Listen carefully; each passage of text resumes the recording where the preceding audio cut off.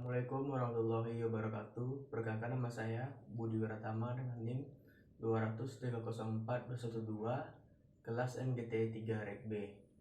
Baiklah, di sini saya bakal menjelaskan video mengenai UTS tentang perilaku konsumen. Yang mana ini konsentrasi saya itu manajemen pemasaran.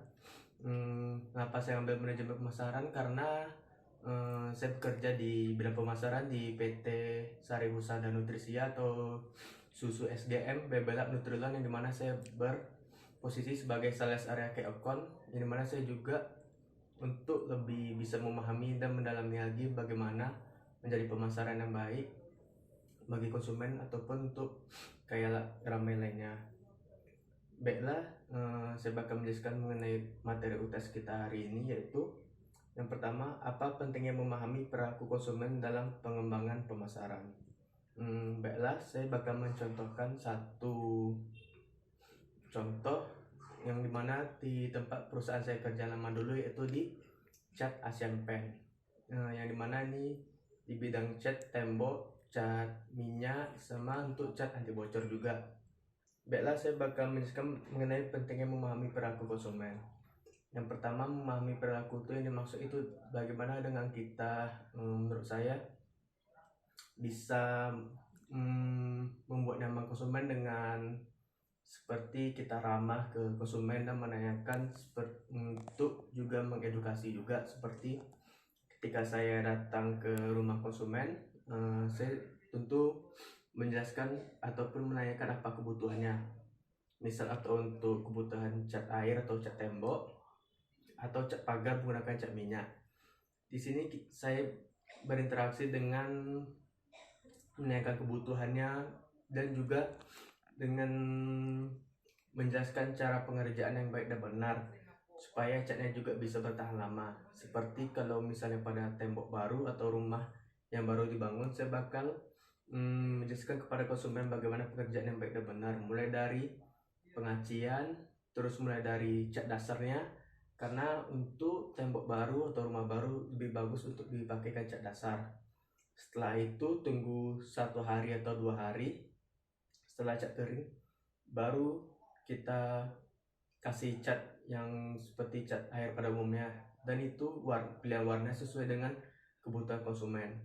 Dan apabila konsumen bingung karena banyaknya pilihan warna, saya di sini sebagai salesman tentu untuk mengedukasi bagaimana pilihan rumah-rumah yang minimalis dan konsep yang elegan untuk yang zaman sekarang, bisa dibilang. Di situ saya bakal mengarahkan konsumen apabila konsumen bingung bagaimana baik bagusnya, supaya konsumen pun bisa nyaman dan juga apabila konsumen puas dan nyaman, dan itu juga mendapatkan feedback untuk saya apabila konsumen ada melakukan pembangunan perumahan yang lain, atau bisa juga untuk dibantu sampaikan kepada teman-teman ataupun saudara lainnya untuk bisa pemesanan cat kepada saya. Saat ini itu bagaimana kondisi perilaku konsumen saat ini, apakah ada perbedaan pandemi atau sebelum pandemi? Baiklah, pada saat pandemi di tahun 2020 atau 2021 itu sangat berimpact besar pada dalam bidang pembangunan juga pastinya, yang dimana pembangunan itu ada juga seperti pemasangan keramik untuk pengecatan dan lain-lain. Khusus untuk proyek di saat pandemi, banyak juga proyek yang terhenti, yang dimana itu juga berimpact kepada saya sebagai karyawannya, yang dimana kita juga dituntut untuk mendapatkan omset untuk mencapai target. Adapun pilihannya itu dengan lebih bekerja lebih keras lagi, terus memaksimalkan potensi-potensi yang dimana saya untuk terjun ke lapangan mencari-cari seperti pembangunan yang mau pengecatan ataupun dasar baru dibangun. Di situ saya juga bakal memperkenalkan diri kepada kontraktor atau konsultan, yang dimana untuk menampilkan dan menonjolkan kualitas produk kita dengan keunggulan kita, dan juga kita mengasih promo, karena untuk di masa pandemi ini di mana penjualannya itu sulit, dengan perusahaan menanganinya itu dengan memberikan promo yang dimana itu juga bisa membantu kami karyawannya di lapangan saat menghadapi masa-masa pandemi seperti sekarang ini. Dan juga dampak yang kami rasakan sebagai karyawan di masa pandemi itu misalnya seperti ada pengurangan atau PHK, dan juga ada yang dirumahkan, yang dimana penjualan yang tidak stabil di masa pandemi. Terus juga banyak juga pembangunan yang terhenti di masa pandemi, yang dimana tentu kebutuhan pokok lebih penting utama daripada pembangunan ataupun pembangunan rumah ataupun proyek kos-kosan yang lainnya, dan juga untuk seperti gedung-gedung yang lainnya yang dimana itu kurang diutamakan di masa pandemi, yang dimana tentu bahan-bahan pokok pangan lebih diutamakan. Dan selanjutnya singkat, setelah dan mulainya kembali new normal, yang dimana pembangunan juga pada mulai ramai lagi, yang proyek-proyek yang tersendat pun udah bisa mulai lanjut, yang dimana di situ saya sebagai pribadi tentu untuk mengejar ketinggalan sebelumnya dengan kerja lebih keras lagi, supaya bisa sampai target lagi terus dan menyenangi konsumen saya yang sebelum-sebelumnya.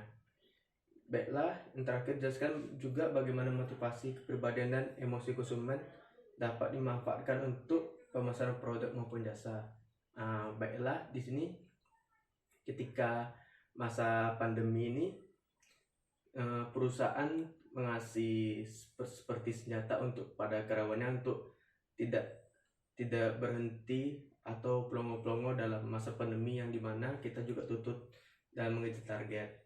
Ada juga sebagian yang proyek tetap berjalan, yang dimana kami memakai senjata untuk yang promo tadi. Yang promo tadi itu jauh dari harga normal dimana masa seperti biasa sebelum masa pandemi. Harganya pun jauh lebih murah daripada harga di masa-masa biasanya, yang dimana itu untuk saya juga memainkan emosional kontraktor atau konsultan dengan bilang seperti ini, Pak, mungkin untuk sekarang nih seperti ini, di masa yang sekarang nih promonya mungkin selama masa COVID atau masa corona sini aja.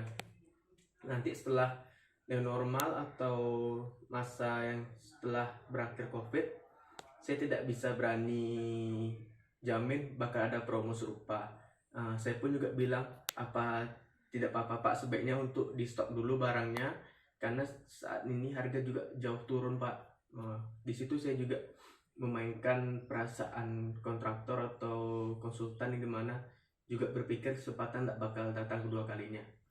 Baik, mungkin itu aja, sekian dari saya. Apabila ada kata-kata salah mohon dimaafkan. Wabillahi taufiq wa hidayah. Wassalamualaikum warahmatullahi wabarakatuh.